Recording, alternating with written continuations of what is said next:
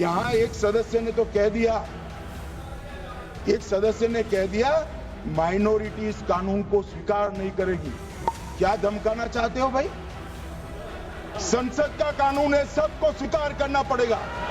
मैं गांधी की तरह इस कानून को फाड़ता हूं। ये अनकॉन्स्टिट्यूशनल है सर।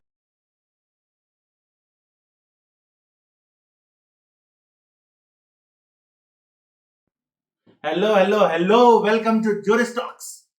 आज आपका स्वागत है हमारे एक नए टॉपिक में जो कि काफी ज्यादा कंट्रोवर्शियल चल रहा है। राज्यसभा लोकसभा के अंदर काफी ज्यादा कंट्रोवर्सी हुई उसको लेकर, that is Waqf amendment bill 2025, जिसका नाम बदल के कर दिया गया है उम्मीद, UMEED, जिसकी इन्होंने फुल फॉर्म रखी है unified management empowerment efficiency and development, जिसको मिलाकर बनती है एक उम्मीद। सबसे पहले जानते हैं कि वक्फ होता क्या है।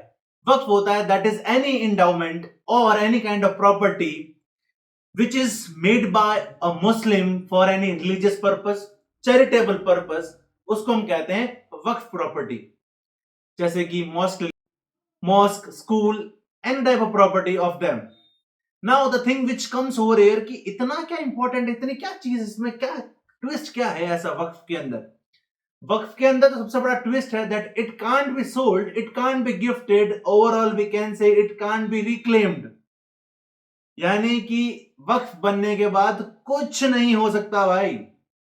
And if you see about it, Waqf is having 8.7 lakh properties in the whole India, which covers 9.4 lakh acres in the whole our country, which is worth of 1.2 lakh crores।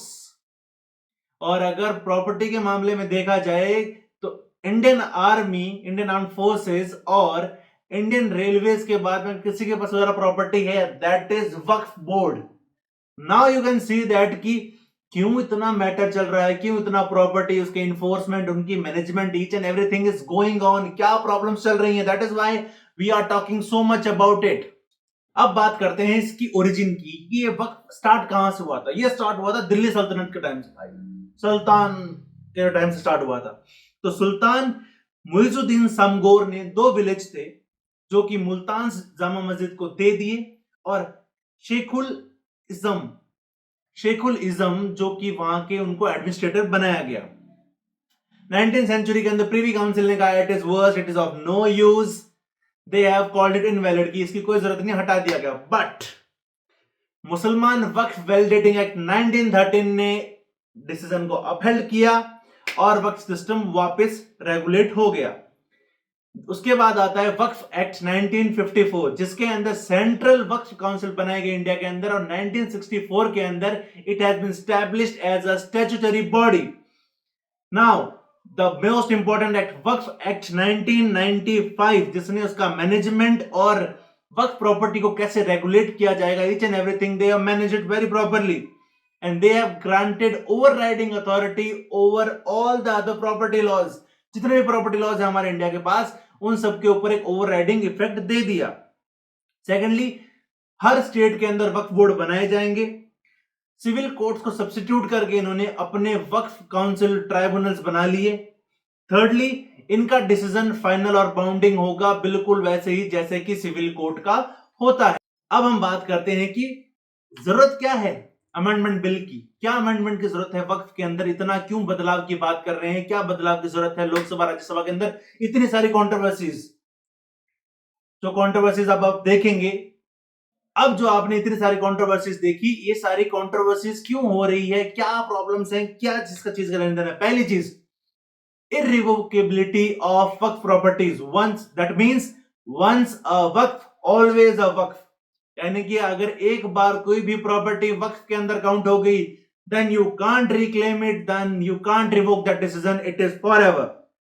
Second thing, उनका management बिल्कुल भी proper नहीं है। How the properties are being regulated, how the money is being managed over there is no specific proforma which is regulating or taking care of all these things। Next thing is there is lack of judicial oversight, that means once a decision is given by the Waqf tribunal, you can't make any appeal to any kind of higher court, that means the final court is Waqf। Supreme court के होते हुए एक final court होना controversy controversy, समझ रहे हो आप? उसके बाद बात करते हैं मिसयूज ऑफ पावर्स का, दैट इज सेक्शन 40। सेक्शन 40 जो वक्फ एक्ट का कहता है कि प्राइवेट प्रॉपर्टी को एज अ वक्फ डिसाइड कर दिया उन्होंने कि अगर किसी की प्राइवेट प्रॉपर्टी भी है, they can call it as a वक्फ, and you know after calling it as a वक्फ what you can do nothing, you can just see it.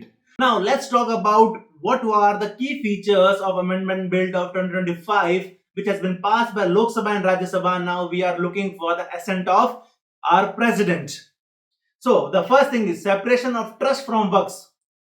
अब क्या कर दिया गया इन्होंने कि पहले के टाइम में ट्रस्ट और वक्फ के बीच में कोई भी डिफरेंशिएट नहीं था, कोई भी सेपरेशन नहीं था, पर now what they have done, they have said कि अगर इंडिविजुअल ट्रस्ट है तो वो इंडिविजुअली उस ट्रस्ट को कंट्रोल करेगा, it will be not called as a वक्फ। सेकंड थिंग, अगर आपको वक्फ डेडिकेशन के लिए एलिजिबिलिटी बना दी गई, that is if you are practising Muslim for 5 years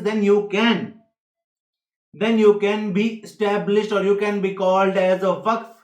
और अगर किसी की प्रॉपर्टी पहले से वक्फ है और उसकी गवर्नमेंट के साथ में कोई भी प्रॉब्लम नहीं है, then you can continue being called as a Waqf board.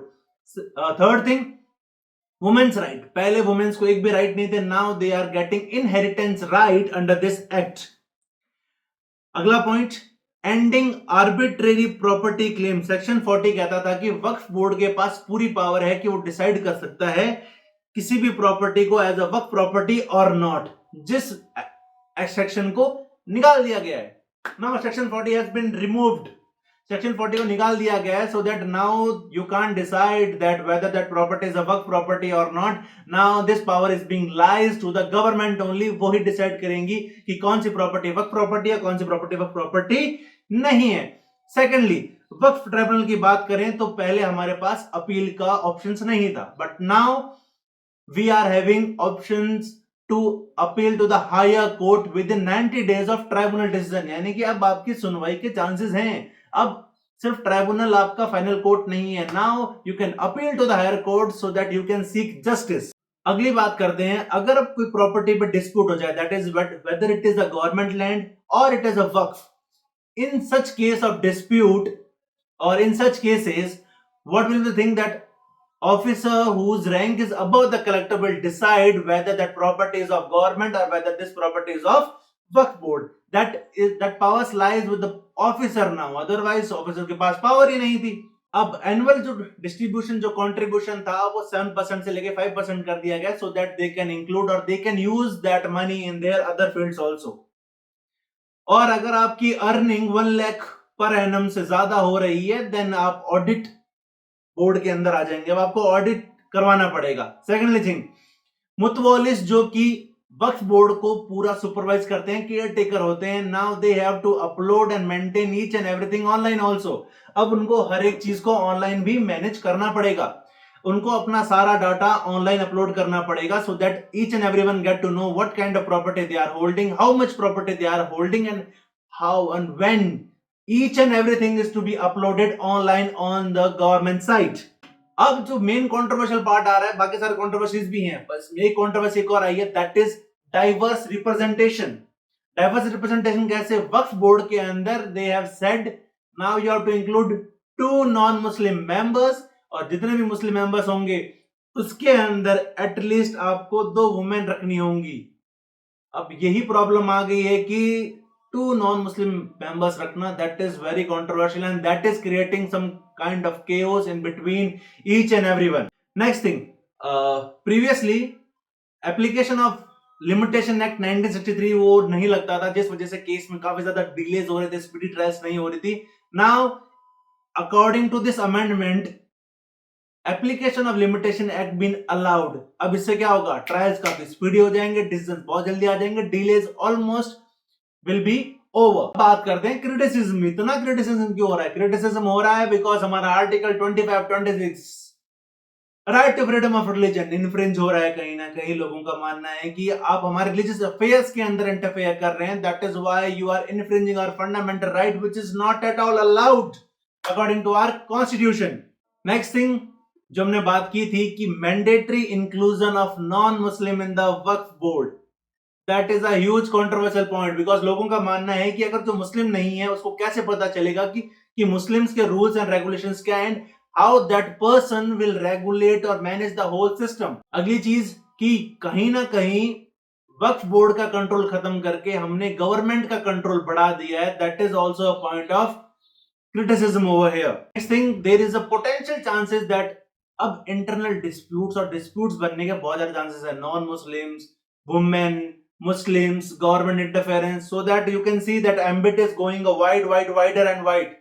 So there is a lot of chances that there will be a kind of internal dispute between the Waqf, and the disputes can be arise because different viewpoints can create some kind of dispute over here.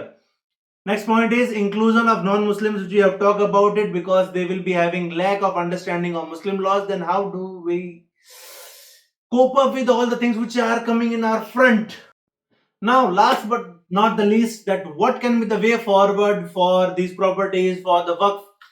The first thing मेरे को लगता है कि क्या करना चाहिए, that is protection of Waqf properties. जो properties already Waqf पास हैं उनको protection देनी चाहिए, because after all the aim of our constitution and the aim of our whole nation, that is peace and harmony. क्योंकि India is the biggest example of unity and diversity. Kabira तेरे देश में भांति भांति के लोग, समझ रहे हैं हम। तो हिंदू मुस्लिम सिख ईसाई हम हैं सब भाई भाई। We are not saying this for just a phrase, we mean it, that is why we are saying it. So for that we need to protect their rights also. So for that we need to protect the वक्फ properties. should have keep our minds open for a broader consultation, like कि मुस्लिम law के जो experts हैं, उनके जो religious gurus हैं, या फिर उनके सोसाइटी से जो लोग हैं, we should include them more so that we can have a broader perspective on each and every topic, so that we can consult with them more and we can come on a better decision. That is public awareness campaigns. हमें awareness campaigns spread करने चाहिए, organize करने चाहिए, so that people get to know that this act is not for the oppression of the Muslim people.